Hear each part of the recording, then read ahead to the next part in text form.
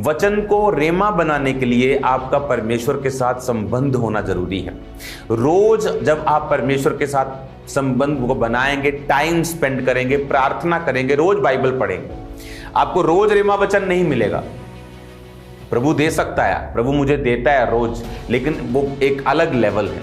आप एक अलग लेवल पे चले जाते हैं, आप लंबा समय प्रभु के साथ बिता लेते हैं, वो एक अलग चीज है। लेकिन जब आप शुरुआत में होते हैं, वो रोज आपको रेमा वचन नहीं देता, पर वचन रोज आपसे बात करता है। बोलते हो अच्छा ये करना है, माता पिता की इज्जत करनी है, अच्छा मुझे झूठ नहीं बोलना, विचार नहीं करना, वो प्रभु बात करता है। लेकिन कई बार एक वचन आपके लिए रेमा बन जाता है, वो जीवित हो जाता है कि उसके कोड़े खाने से मैं चंगा हो जाऊंगा। आपको ऐसा लगेगा कि ये आज प्रभु ने मुझसे खास बात की है।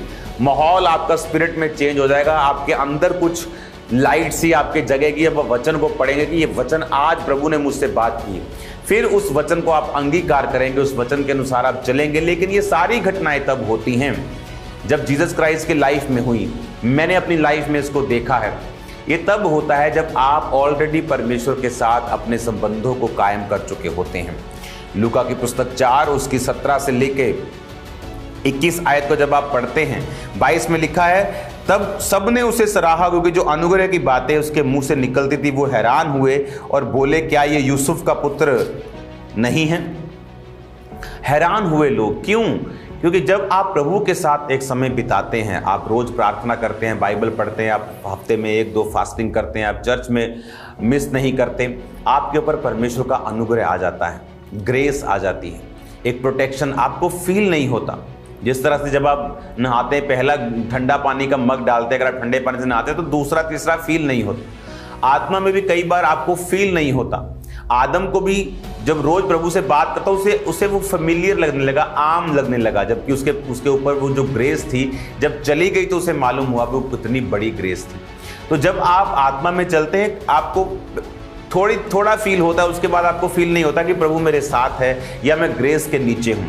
पर वो ग्रेस आपकी लाइफ में बढ़ती जाती है जब आप परमेश्वर के साथ समय बिताते जाते हैं। और फिर जो रिजल्ट्स आपकी लाइफ में आते हैं, फिर जो आपकी लाइफ में जो फाइनेंशियली हो, फिजिकली हो, आपके परिवार के हो, सराउंडिंग में हो, फिर जो रिजल्ट्स आते हैं उनसे आपको अंदाजा होता है कि हाँ, परमेश्वर का अनुग्रह जो है वो मेरे साथ है, क्योंकि मेरी लाइफ उस तरह से नहीं चल रही जिस तरह आम लोगों की चल रही है।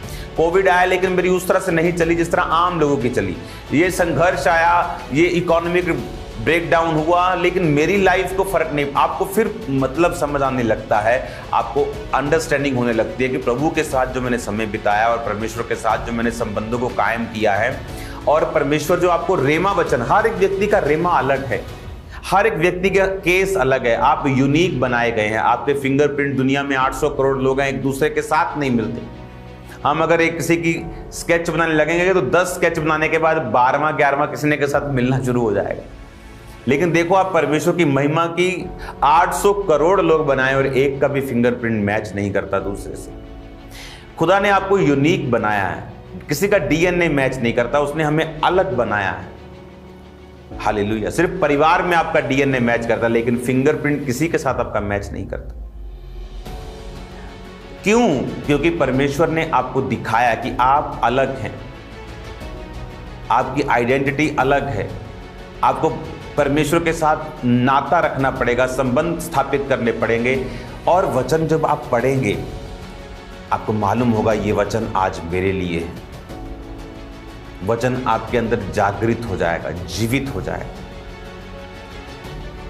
और आप महसूस करेंगे कि परमेश्वर ने मुझसे बात की है।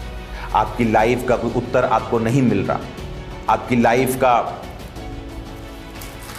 कोई ऐसा सवाल है जिसका आपके पास कोई भी जवाब नहीं, लेकिन जब तक आप वचन में नहीं जाएंगे आपको वो जवाब नहीं मिलेगा। जब आप वर्ड में जाएंगे, जब आप वचन में जाएंगे, परमेश्वर आपको उत्तर देगा। आप वचन में जाएंगे, वो आपसे बात करेगा, वो आपको उत्तर देगा। वचन रेमा बन के आपके सामने आ जाएगा, आपकी लाइफ चेंज हो जाएगी। लेकिन अगर आपने अभी तक बाइबल को अपना जीवन समर्पित नहीं किया है, आप परमेश्वर के साथ संबंधों को कायम नहीं रखते, क्योंकि बाइबल एक टोटके की पुस्तक नहीं है जिसे मैं बोलूँगा कि ये वाला वचन आप 370 बार पढ़ लेना तो आपका उद्धार हो जाएगा। ऐसा नहीं। परमेश्वर के साथ साफ और पाक होकर उसके सामने जाना, उसके लहू से अपने आप को धो के माफ़ी के साथ माफ़ करते हुए उसके सामने जाना। उसके बाद रोज़ परमेश्वर के साथ समय को व्यतीत करना, वचन जो आप जिसको जानते हैं उसको मानना, लिखे हुए वचन से प्यार करना। आप फिर देखना बाइबल आपको सक्सेसफुल आदमी बना देगी। आप इसको पढ़ेंगे, ये आपके अंदर जाएगी, ये आपकी रगों में चली जाएगी, ये आपकी स्पिरिट में बैठ जाएगी। ये वचन आपको एक्सट्रीमली सक्सेसफुल बना देंगे।